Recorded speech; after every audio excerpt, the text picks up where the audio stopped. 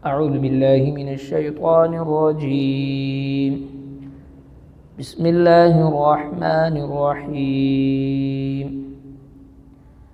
قالوا يا موسى إما أن تلقي وإما أن نكون نحن الملقين. قال ألقوا. فلما ألقوا سحروا أعين الناس واسترهبوهم وجاءوا بسحر عظيم. وأوحينا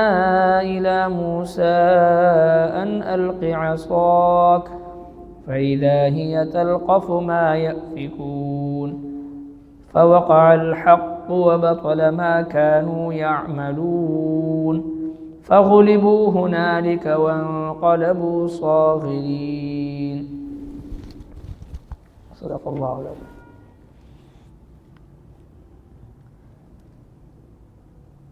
مخی آیت مبارکون اللہ جل شانہ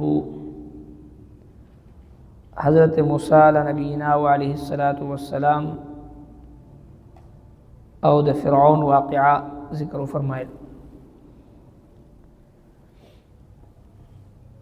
کہ اللہ تبارک و تعالی حضرت موسیٰ علیہ السلام فرعون طرف تا ولګل او ورته فرمایل چې دا شرک پرېږده او دغه مظلوم بني اسرائیل زما دا قوم ما سره پرېږده چې خپل ابایي علاقې کنعان ته روان کړم. فرعون سره چې کوم سردارانو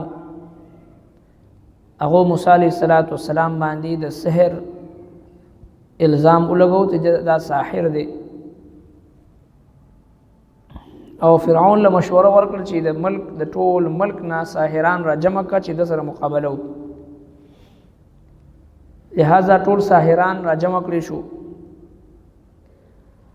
او په دغه ځای کې دي ساحرانو موسی علیه السلام ته وویل چې مخکې ته خپل علم ښکاره کا. موسی علیہ السلام ته یو قسم عزت ورکو، ادب یو. موسی علیہ السلام هغه ته فرمایل چې تاسو خپل چونکه تاسو ډېری او تاسو خپل چې کم کرتب دی او کم مهارت دی هغه تاسو ښکارا کوي. چې کله هغه خپل هغه پړی وګرځو او چونکه هغه په سونو تعداد کې ونو ډیر زیات ماران تی جوړ شو، دومره زیات ماران چې سم غرونو ته رسیدلو او ير پیدا شو د هغه د مارانو نه. په دې وخت کې الله رب کائنات حضرت موسی علیہ السلام ته وحی فرمایل چې اوس ته خپل امسا اورځوا. حضرت موسی علیہ السلام چې کله اورځو نو فوراً هغه چې لګیا شو اجدهات جوړ شو او دا ټول مارانی تیر په دغه ځای کې حق ثابت شو او باطل چې هغه چې کوم د دوی کوم سحر او جادو هغه باطل شو، دوی مغلوب شو، په دغه ځای کې ذلیل او رسوا شو. قالوا دو یا موسی اے موسی علیہ السلام اما ان تلقیا یا خط اغرزوا و اما ان نکونا یا بشو مونگا نحن الملقین مونگ غرزون کی. قال موسی علیہ السلام القو تاسو اغرزوی. فلما القو پس هر کله چې اغرزو دوی خپل سیزونه سحروا نجادی اکلو اعین الناس پس ترگو د خلقو واسترهبوهم او وی يرول دوی وجاءوا او رولو دوی بسحر عظیم جادو ډیر لوی. واوحینا او وحی رولګل مونږه الى موسی موسی علیہ السلام طرف ته ان الق عصاک چې اغرزو تخپل امسا فاذا هي نفورا اغبا تلقف تیر کړي ما يأفكون سچ دی جوړول. فوقع الحق پس ثابت شو حق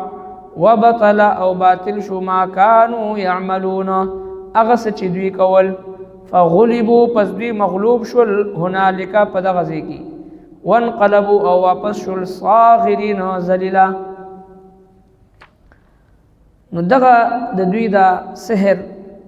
د ساحرینو هغه سحر او جادو او نظربندي چې کوم دوی د خلکو کول پړي هغه باندې نظربندي وکړه جادو وکړه نو خلکو ته هغه مار ښکارا شو نو حرکت به کو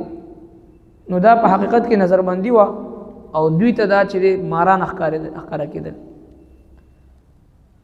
چونکه د الله تبارک وتعالى د حقيقي قوت او د طاقت په مقابله کې د دوی هغه سحر اس اثر نکو چې کله هم موسی علیه السلام د حکم ملو شو چې تخپل امسا وګرځوه دا غینه دومره غټه اژدها جوړه شو چې هغه ټول ماران د دوی هغه تیر نو په دغه ځای کې دا جادوګران خپل شکست تسلیم کو او الله تبارک وتعالى دوی ته د ایمان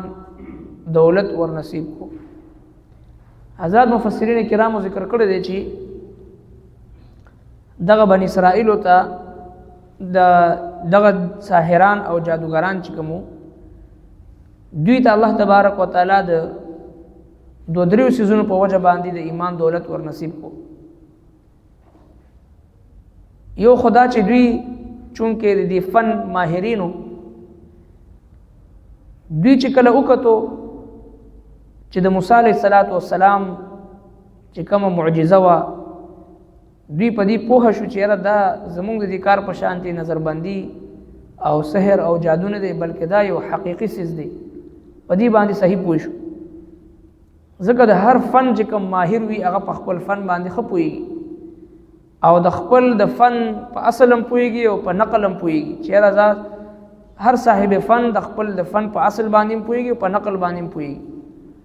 چونکه دا د سحر او د جادو ماهرینو نو لہذا دوی په دې باندې پوه شو چې زمونږ دا سحر دی جادو دا او د نظر دوکه دا نظربندي دا چل ولې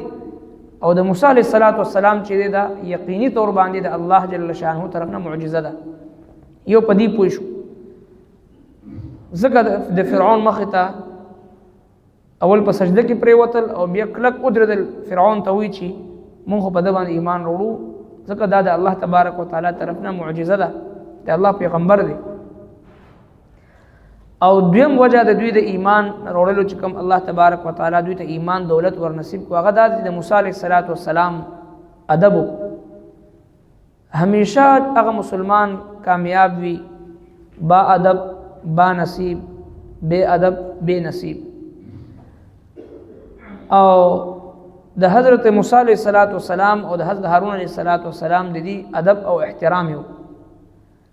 چې موسی علیه السلام ته مخکې ستو کو چې یاره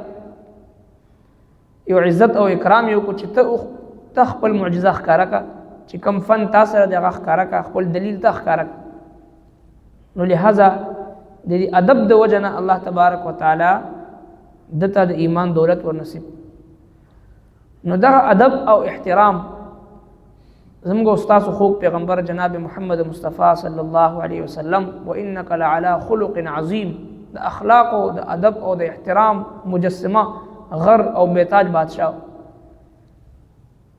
مشهور واقعا موږ تاسو بار بار اورو چې بوډۍ خپل سامان په سر باندې خېده او مکې مکرمه اوزي پیغمبر علیه السلام هغه سامان تی واغشتو او روان شو کم زیاده تلو الته ورسو او چې روانېږي نو هغه ته وصیت کوي چې بچي ته خو ما ته ډېر با ادب او ډېر ښه اخلاق او خاوند نوجوان ښکاره شوي خو ما دغه خار په دې وجه باندې پرېښودو چې د یو کس راغلی دی چې نوم محمد دی صلی الله علیه وسلم او هغه خلکو باندې خپل دین بدلی او زور دین چې دی هغه پرېږدي خدایانو ته بد رد وایي نو لہذا ما خو دا خار پرېښودو ستا په شانتې د ښو اخلاقو والا با ادب نوجوانان ته زه وصیت کوم چې د هغه نه چاته متاثره نه شي نو پیغمبر علیه السلام ورته فرمایي بیا دې تپوس کې چې ته څوک یې کوم قبیلې سره ستا تعلق دی پیغمبر علیه السلام مبارک ورته فرمایي چې مورجانې زه همغه محمد یم چې د چا د یرې نه او چې د چا د خوف نه تا دا علاقه پرې خو هغه بډې زنانه د نبی علیہ الصلوۃ والسلام د اخلاقونو متاثر شي مغزي کې کلمه وي مسلمانی نو دغه ادب یو داسې سر دی حضرت سیدہ عائشہ صدیقہ رضی الله تعالی عنها فرمایي فتحنا المدینه بالاخلاق مونږ مدینه منوره د خپل اخلاق په وجه باندې فتح کړی ده